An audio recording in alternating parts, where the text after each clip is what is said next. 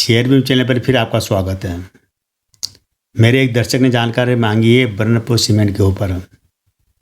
जब मैंने भी इस कंपनी के शेयर के बारे में देखा, हालांकि मैं काफ़ी समय से इस पर नज़र रखा हूँ, लेकिन मैंने अभी तक इस कंपनी के शेयर में पैसा नहीं लगाया, क्योंकि मुझे सबसे ज़्यादा जो खतरनाक इसमें लग रहा था प्रमोटर होल्डिंग। और सबसे बड़ी बात है इसकी जो नेटवर्थ जो इस कंपनी की माइनस में थी पहले, और इसके ऊपर जो कई ऐसे विवादित मामले बने हैं कि इस कारण मैंने कभी इस कंपनी के शेयर में पैसा लगाया नहीं। जबकि ये शेयर किसी समय ₹1 ₹2 में मिला था, ₹4 में मिल रहा था, ₹12 तक भी गया है। फिर शेयर को ट्रेडिंग विंडो भी बंद हो चुके हैं। कई बार ऐसे मामले बने, लोन को लेकर बने, बैंक को लेकर बने, बैंक डिफाल्टर को लेकर बने। तो इस तरह की कंपनी का जो शेयर है ना, ये कंपनी विवादों में रही है और आज तक ये कंपनी के मतलब कोई अच्छा प्रदर्शन नहीं किया। इतने साल हो गए, 1986 में कंपनी बनी थी और आज चल रहा 2024, करीब मोटा मोटा 40 साल हो चुके हैं। 40 साल में भी कंपनी ने सीमेंट सेक्टर में छोटी छोटी कंपनियों 40 साल में बहुत बुलंदी को छू लिया है। लेकिन ये कंपनी 40 साल बाद भी इस दुर्गति हो रही। इस कंपनी का अभी भी दुर्गति की स्थिति में ही है। यहाँ पर कई लोग छोड़ के जा चुके हैं, कई लोग नए बन चुके हैं। क्या है कि ये 1986 में कंपनी स्थापित हुई थी और 2007 में शेयर मार्केट में लिस्ट हुई थी। आप देखिए कि मात्र बहुत छोटा IPO लेकर आई थी और शेयर की प्राइस रखी थी ₹12 और करीब करीब 500 शेयर का लॉट साइज था और ₹6000 का इन्वेस्टमेंट था इसके अंदर। 2007 में कंपनी शेयर मार्केट में लिस्ट हुई थी और तब से लेकर अब तक आज भी इस कंपनी का शेयर जो कह सकते हैं कि अपने IPO प्राइस के आसपास भी नहीं है, वहाँ से भी काफ़ी नीचे मिल रहा है। ये जो पूरा जो मामला क्या बनता है कि कंपनी जब अनाप शनाप कर्जा ले लेती है बैंकों का, और बैंकों जब कर्जा नहीं चुका पाती, वहाँ पर क्या होता है कि बैंक इसको दिवालिया कोर्ट में ले जाते हैं, वहाँ पर NCLT में ले जाते हैं। वहीं कंपनी की स्थिति खराब हो जाती है, वहीं कंपनी की रेटिंग डाउन हो जाती है। आप अगर ये सोच के करते हैं कि 2 महीने 4 महीने डबल पैसा हो जाए, 4 गुना पैसा हो जाए, तो वहाँ पर क्या होगा कि हो सकता है कि 10 में से एक आध कंपनी में हो भी जाए, लेकिन 9 कंपनी ऐसी मिलेगी जहाँ आपका पैसा तो जितना इन्वेस्टमेंट करोगे वो निकालना पे मुश्किल हो जाएगा। क्योंकि आप एक अंदाजा लेकर कि बैंक तक ऐसी कंपनी से अपना पैसा नहीं निकाल पा रहे हैं, तो आप शेयर में इन्वेस्टमेंट लगा के करके कैसे निकाल पाओगे। बैंक इस कंपनी को लोन दे के पछता रहे हैं। वो सीट ढूंढ रहे कि हमने किस काल में इस कंपनी को लोन दिया था। एक दो नहीं, करीब आधे दर्जन बैंक है, PNB है, SBI है, स्टेट बैंक ऑफ हैदराबाद है, सेंट्रल बैंक ऑफ इंडिया है। तमाम तरह की ये जो बैंक है, इन्होंने इसको भारी भरकम लोन दिया था और लोन ये दे ही नहीं पाए। लोन नहीं दे पाए तो क्या हुआ कि इस कारण बैंकों ने इसको दिवालिया कोर्ट तक में घसीट लिया था। और इन्होंने जो कारण क्या बताया था जो मालिकों ने, ये साथ है कि हम लॉकडाउन के कारण लोन नहीं चुका पर, जबकि हकीकत है कि इनके पास है ही नहीं, पैसा ही नहीं था ना, लोन चुकाते कहाँ से। -200 इनकी जो नेटवर्थ है -282 करोड़ तक पहुँच गई थी 2022 में, माइनस में चले गए थे। रेवेन्यू वगैरह देखा था कंपनी का। एक जानकारी ये भी आती है कंपनी में उत्पादन ही ठप पड़ा हुआ है। मतलब अभी लेटेस्ट जो क्वार्टर में आप देखो तो 0% रहा है इनका जो शेयर्स है। लेकिन खर्चा ना सुना बोल के आपके इसके जो रिजल्ट मैं आपको बताऊंगा कि क्वार्टरली रिजल्ट खतरनाक है, सालाना रिजल्ट खतरनाक है। किसी भी जगह कंपनी कमा ही नहीं रही है। कंपनी जितनी आमदनी 58 नहीं, खर्चा रुपया हो रहा है और घाटा अनाप शनाप हो रहा है। पहले हम इसका डेटा जान लेते हैं और उसके बाद इसकी पूरी कहानी। तो अशोक गुटगुटिया है इसके मालिक है। अभी फिलहाल कंपनी है पश्चिम बंगाल से, 1986 में स्थापित हुई है। करंट प्राइस इसकी है ₹7.11 करंट प्राइस है। मार्केट कैप इसका 61 करोड़ का मार्केट कैप है। बुक वैल्यू इसकी है -52.5, मतलब -52.50 है। अब इसका ROC है 3.08% का। ROE इसका है 0.00। एक साल का हाई इसका रहा है ₹12.97 का हाई रहा है। लो रहा है इसका ₹4.60 का। ऑल टाइम का हाई इसका रहा है ₹57.65 का और इसका लो रहा है 50 पैसे। मतलब पूरे लाइफ टाइम में 50% तक गिरा हुआ शेयर है। मैंने आपको बताया था ना अभी कि 50% तक गिरा हुआ है। सेक्टर P इसका है 54.46 का है, जो इसको बहुत ज़्यादा रिस्की बनाता है। रिस्की नहीं, बहुत ज़्यादा रिस्की बनाता है शेयर को। होल्डिंग देखेंगे तो यहाँ पर बहुत खतरनाक होल्डिंग है कि 1.98 मतलब 2% भी नहीं, 2% से भी कम होल्डिंग मालिक के पास है। और पब्लिक के पास कितनी होल्डिंग है? 98.2%।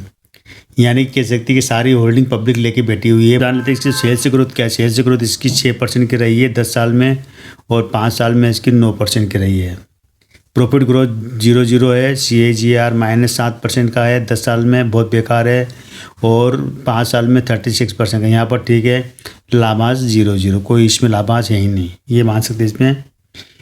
अब यहाँ आप देखते हैं, हम सेल्स देखो तो यहाँ पे आपको बहुत खतरनाक ही मिलेगा डाटा सेल्स का। पूरे सितंबर 2023, दिसंबर 2023, मार्च 2024 और जून 2024, 4 क्वार्टर का अगर आप देखेंगे सेल्स, तो आप खुद आश्चर्य करोगे कि सितंबर 2023 में आप देखेंगे 43 करोड़ का इनको रेवेन्यू आया, 40 करोड़ रुपए का खर्चा हुआ और 19 करोड़ रुपए का घाटा गया इनको। कब? सितंबर 2023 में। दिसंबर 2023 में इनको 41 करोड़ रुपए आए थे सेल्स से, बिक्री से। खर्चा हो गया 64 करोड़ रुपए और वो नुकसान कितना हुआ? 45 करोड़ का। ज़बरदस्त नुकसान झेला भैया कंपनी ने, मतलब बिक्री से ज़्यादा इनका नुकसान हो गया, घाटा मतलब 45 करोड़ का। मार्च 2024 में मात्र 1 करोड़ रुपए आए हैं, खर्चा हो गया 4 करोड़। वाह भाई, मतलब ये देखो कि आमदनी अठन्नी, खर्चा रुपया वाली बात है यहाँ पर कि 1 रुपया तो बिक्री हुई और 4 मतलब 1 करोड़ की बिक्री हो, 4 करोड़ रुपये खर्च हो गया और 16 करोड़ रुपये का घाटा। अरे बेकार हालत है यहाँ तो। और जून 2024 में इनकी बिक्री 0 हो गई, बिक्री सेल्स ही नहीं बची इनके पास कुछ भी, और 1 करोड़ रुपये खर्चा हो गया, नुकसान हो गया 16 करोड़ रुपये का।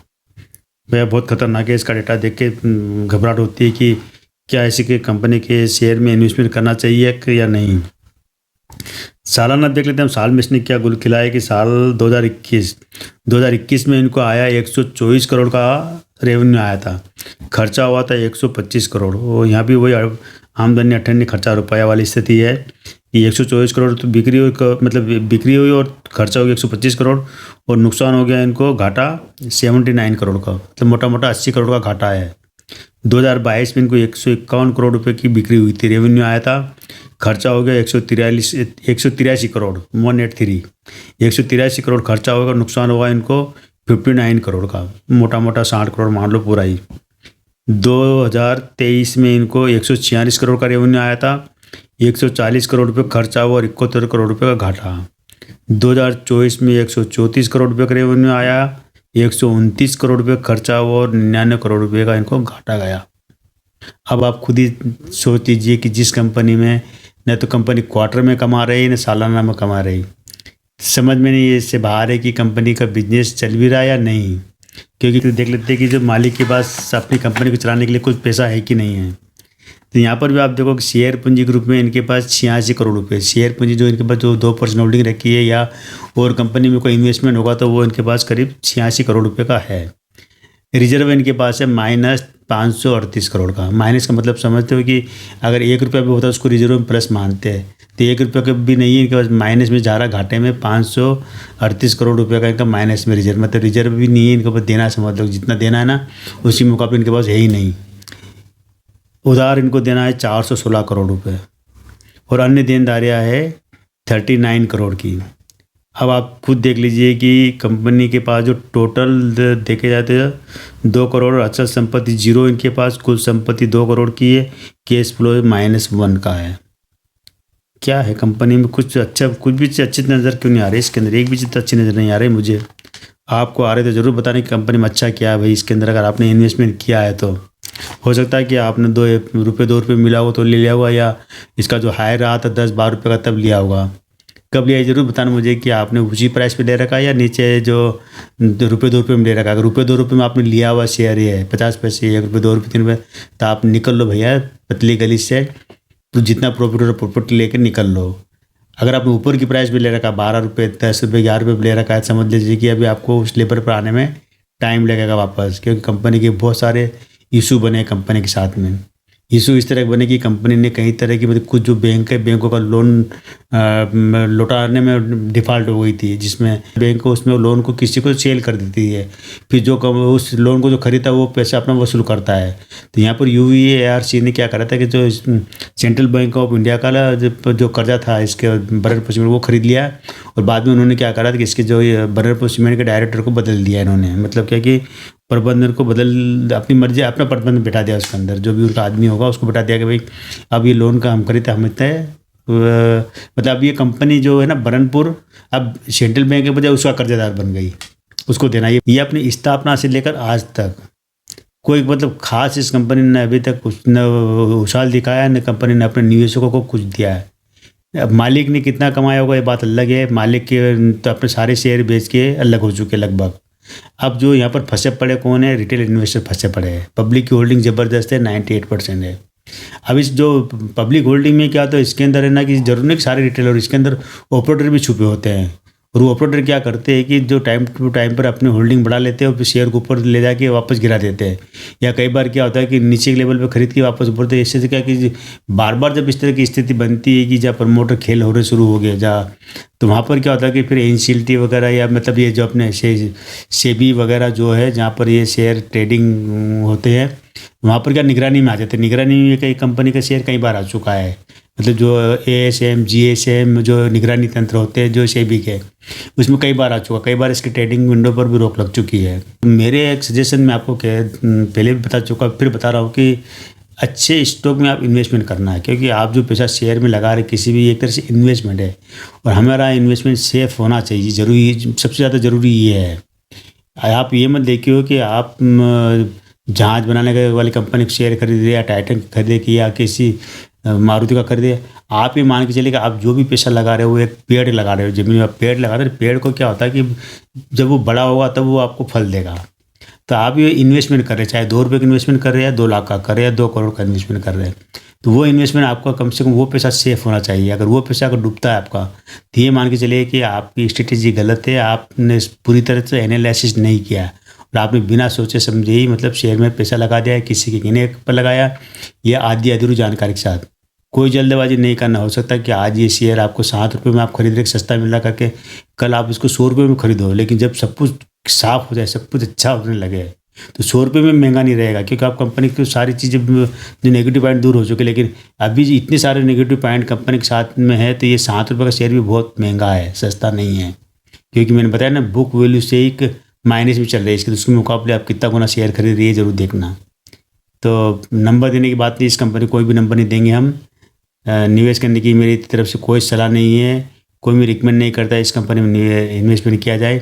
बाकी आपकी मर्ज़ी, आप सेल करो, होल्ड करो, आप इन्वेस्टमेंट करो, ये आपकी मर्ज़ी रहेगी। आज केवल इतना ही।